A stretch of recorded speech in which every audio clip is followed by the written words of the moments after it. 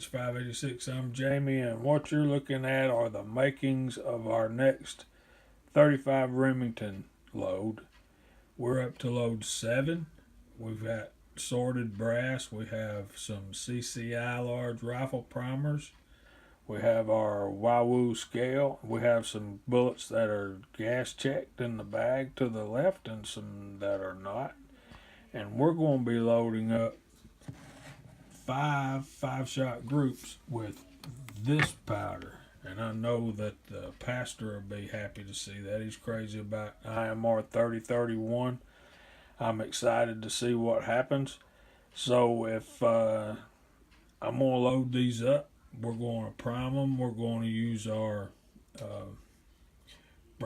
Lyman Brass Smith powder measure to measure our charges. We're going to weigh each one on our scale, and then we're going to load these up, and I'm going to hand prime them with the CCI primers. We're going to bullet seed them to, I think what it is, 2.370 cartridge overall length. And if anything happens funky, I'll come back and we'll talk about it. But if not, I'll see you in a few minutes at the range, and then we'll come back in here and talk about the targets. Thank you, guys. See you in a minute. Hello, shooters, loaders, and casters. Welcome to JH586. I'm Jamie, and we're at Live Fire Weapons and Range. And I've got my buddy Dale here with me today, and Kyle's down there too. Hold on a minute. Hey, Dale. Hi. Hi out there in Gunland. Dale's got a plethora of weapons here today. There's his, let me get up close, his Kimber K6, is that what it is? K6. K6. And you were telling me something before we started taping.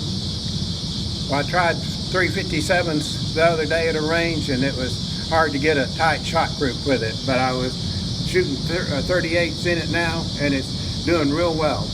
Cool. Show us what else you got. I have a Springfield XT compact. What caliber is that? It's 9mm. That's beautiful. Is that the one with the laser? It's one with a laser. Yeah, that's cheap. No, it's not. I have a Ruger 9E, 9mm, of course, 9E. Goes up to 17 rounds. How do you like that?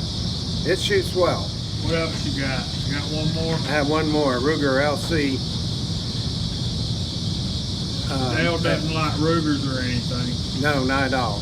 I just buy them to get them off the market. He buys them all up so I can't buy them. This is the S model, and it has a crisp trigger pool, and it does a good tight shot group. Are you down there, Kyle? Kyle's working on his Tres Amigos, and I'm here to do a test load of 35 Remington with IMR 3031. So we'll get that started, and we'll show you some shooting, and then we'll meet up at the reloading room to look at some targets. All right, just a minute. Okay, I just shot a 5-shot group with my hunting load that I loaded up, and we'll talk about that when we get back. But I'm gonna shoot the first load on camera for y'all. This is 34.5 grains of 3031.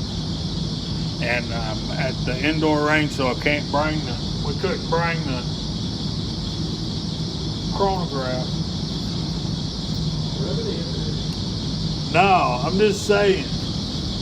See, Kyle thought I was making a joke. I'm not.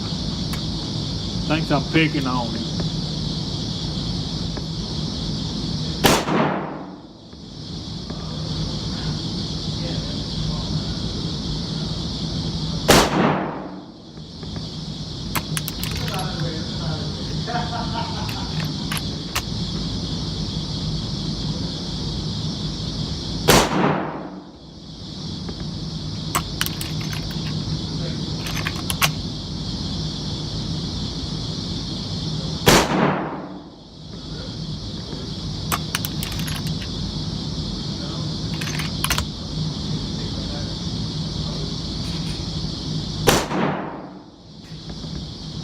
Those ain't bad.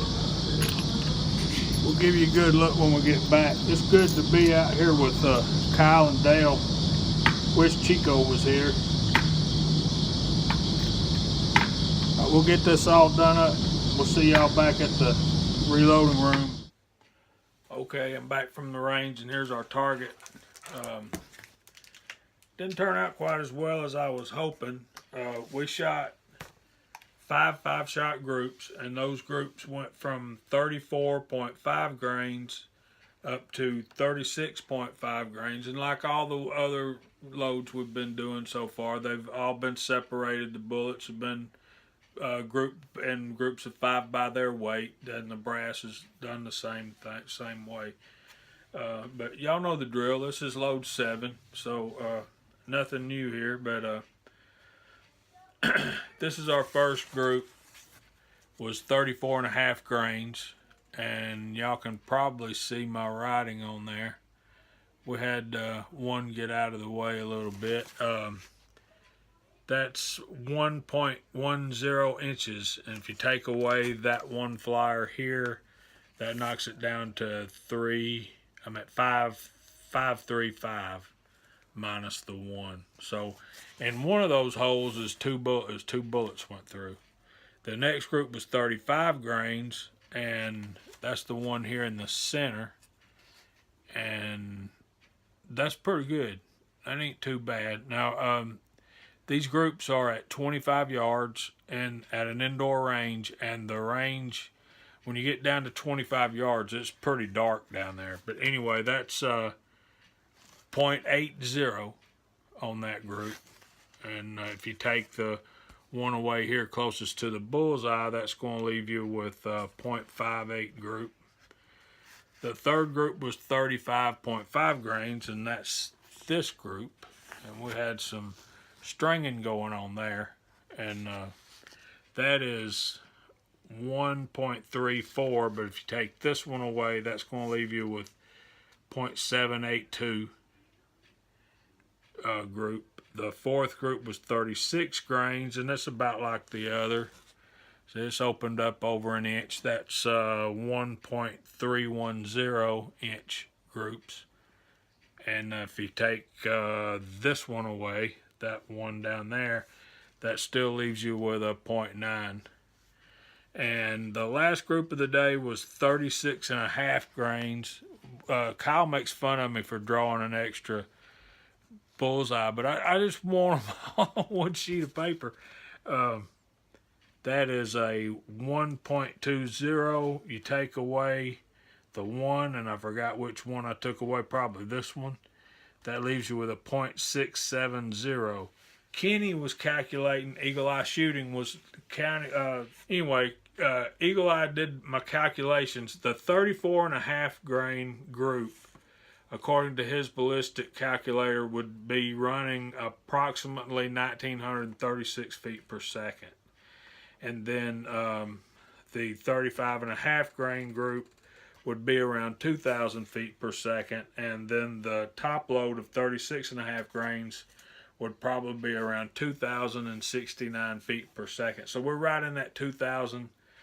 Average would be 2,000 feet per second. We got an idea of what these are running. But one thing I did want to show y'all was getting close to hunting season, and I decided that I was going to look back through the data that I had collected so far during this series, and I did, and I come up with a hunting load, and I shot it Western Ramshot tack.